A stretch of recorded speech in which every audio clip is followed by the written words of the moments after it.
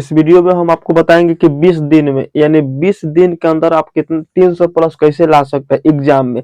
अगर आप class 10th में पढ़ रहे हैं तो 10th के बारे में हम बताने वाले हैं, और 10th के बारे में हम बताएंगे कि किस किस सब्जेक्ट को आपको सबसे ज्यादा पढ़ना है और किस सब्जेक्ट को सबसे कम पढ़ना है।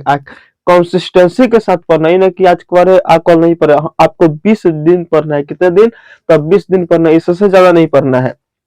देखिए 20 दिन में आपको जो भी सब्जेक्ट हम बताएंगे आपको रेगुलर पढ़ना पड़ेगा, मतलब कंसिस्टेंसी के साथ पढ़ना पड़ेगा। तो अब आप क्या कर सकते हैं, तो 300 नंबर ला सकते हैं। कितने नंबर ला सकते हैं? 300 नंबर ला सकते हैं, यानी 300 नंबर मतलब फर्स्ट डिवीजन। कितना? फर्स्ट डिवीजन, यानी आपको फर्स्ट अगर लाना है यानी 300 नंबर लाना है तो आपको क्या करना पड़ेगा, ये जो क्राइटेरिया है इस क्राइटेरिया को आपको पूरा करना पड़ेगा, तब जाकर क्या होगा, आप 300 प्लस नंबर ला सकते हैं। देखिए आपको सबसे ज्यादा 3 सब्जेक्ट पर ध्यान देना है। कितने सब्जेक्ट पर? 3 सब्जेक्ट पर सबसे ज्यादा ध्यान देना है। पहले का मैथ पर, दूसरा का हिंदी पर, और तीसरा का क्या चीज पर? संस्कृत पर।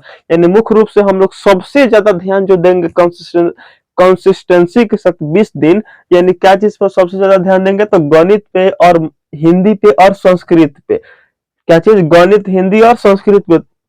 इस ये जो 3 सब्जेक्ट है सबसे ज्यादा इसी पर हम लोग ध्यान देंगे, सबसे ज्यादा इसको हम लोग रिवीजन करेंगे या पढ़ेंगे। ठीक है, देखिए और यहाँ देखिए अब 3 गो सब्जेक्ट हमको पढ़ना है, गणित और जो हिंदी है और संस्कृत है। अब देखिए गणित में हम लोगों को 5 चैप्टर पढ़ना है। गणित में हम नहीं बता रहे हैं कि सब चैप्टर आपको पढ़ना है, 5 गो चैप्टर पढ़ना है। कोई गो चैप्टर पढ़ना है? 5 गो चैप्टर पढ़ना है। और अगर 5 गो चैप्टर अगर आप अच्छे से ढंग से ऑब्जेक्टिव और सब्जेक्टिव कर लेते हैं, प्रीवियस क्वेश्चन भी कर लेते हैं, तो आपको 80 प्लस स्कोर आराम से आ जाएगा। इसमें कोई रोकने वाला बात है ही नहीं, 80 प्लस नंबर आपको आ जाएगा। केवल मैथ की बात हम कर रहे हैं, हम खुद अपने एक्सपीरियंस से कर रहे हैं। सबसे पहले आपको सांख्यिकी चैप्टर पढ़ना होगा। क्या चीज? सांख्यिकी चैप्टर पढ़ना होगा। दूसरा का द्विघात समीकरण। दूसरा का कौन चैप्टर पढ़ना होगा? द्विघात समीकरण। और तीसरा का त्रिकोणमिति। और चौथा पढ़ना है समांतर संयोजन। पांचवा पढ़ना है निर्देशांक ज्यामिति। यानी ओवरऑल देखे तो हमको गणित में केवल 5 गो सब्जेक्ट पढ़ना है। कोई सब्जेक्ट पढ़ना है?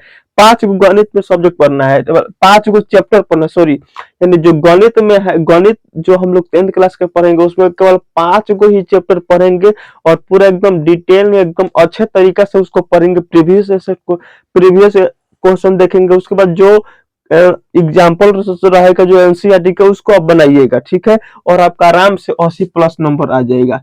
केवल मैथ की अभी हम लोग बात कर रहे हैं, खाली 5 चैप्टर से अगर लेकिन अच्छे से आप बनाइएगा तो। उसके बाद अगर हम लोग हिंदी की बात करें तो हिंदी में आपको 3 काम करना है। कितने काम करना है? 3 को काम करना है, इससे ज्यादा कुछ नहीं, 3 काम आपको करना है।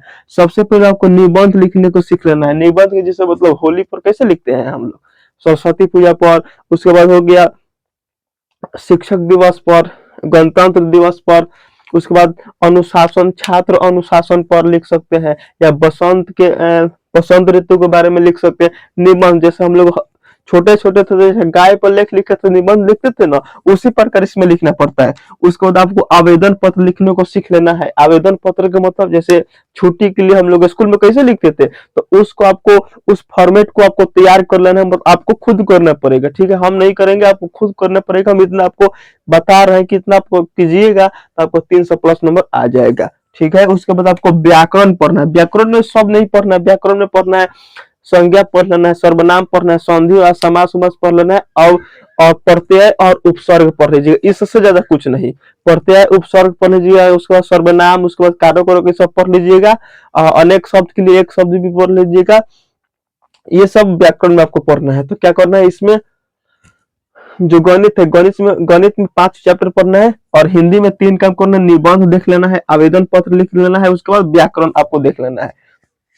और अब संस्कृत की हम लोग बात कर रहे हैं, क्या चीज का? संस्कृत का। तो संस्कृत में आपको क्या करना है, इसमें भी 3 गो काम करना है। संस्कृत में भी कितने काम करना है? 3 काम करना है। पहले का अनुच्छेद लेखन, मतलब यही निबंध, अनुच्छेद लेखन। अब देखिए और आपके पास अनुच्छेद लेखन लिखने के लिए अगर आपको ब्रिलियने का अगर किताब होगा ना, प्रीवियस क्वेश्चन लिखा है ना क्वेश्चन बैंक, अगर क्वेश्चन बैंक आपके पास होगा तो इसमें सब टोटल दिया है, और आप प्रीवियस क्वेश्चन को प्रैक्टिस कर लीजिएगा तो आप लिख लीजिएगा वहां। केवल देखिएगा कौन सबसे ज्यादा बार है, उसी को प्रैक्टिस कर लीजिएगा तो आराम से ये हो जाएगा। उसके बाद अनुवाद भी प्रीवियस में देख लेना है। इसमें आप कोई भी प्रीवियस अगर पेपर आपके पास है, चाहे ब्रिलियंट हो चाहे जो भी प्रकाशन का हो, उसमें आप देखिएगा जरूर होगा अनुवाद करने के लिए। जैसे हम लोग इंग्लिश में अनुवाद करते हैं, उसमें संस्कृत में भी अनुवाद आता है। उसके बाद इसमें व्याकरण आपको पढ़ लेना है। अगर इसमें संस्कृत में आप 3 काम, और जो हिंदी है, जो हिंदी है उसमें भी 3 काम कर लेते हैं, और गणित में 5 चैप्टर पढ़ लेते हैं, आपको एकदम 300 प्लस जरूर आ जाएगा। कितना? तो 300 प्लस। उसके बाद आपका बच गया क्या चीज? साइंस। क्या बच गया? साइंस, जिसको हम लोग विज्ञान बोलते हैं। तो विज्ञान का तो कोई इसमें दिक्कत नहीं है। अगर आप ऑब्जेक्टिव सब्जेक्टिव देख लेते हैं, इसमें फिजिक्स भी आता है। उसके बाद क्या आता है? केमिस्ट्री। उसके बाद आपको आता है बायोलॉजी। अगर हम लोग सामाजिक विज्ञान की बात करें, सामाजिक विज्ञान में आपको चार गो किताब पढ़ना है। एक पढ़ना है इतिहास पढ़ना है, भूगोल पढ़ना है, इतिहास, भूगोल, अर्थशास्त्र। उसके बाद आपको पढ़ना है राजनीतिक शास्त्र।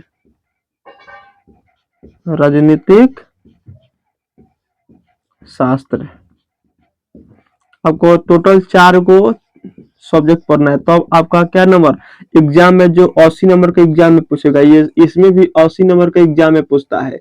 और 20 नंबर हम लोग को कहाँ से मिलता है? स्कूल से।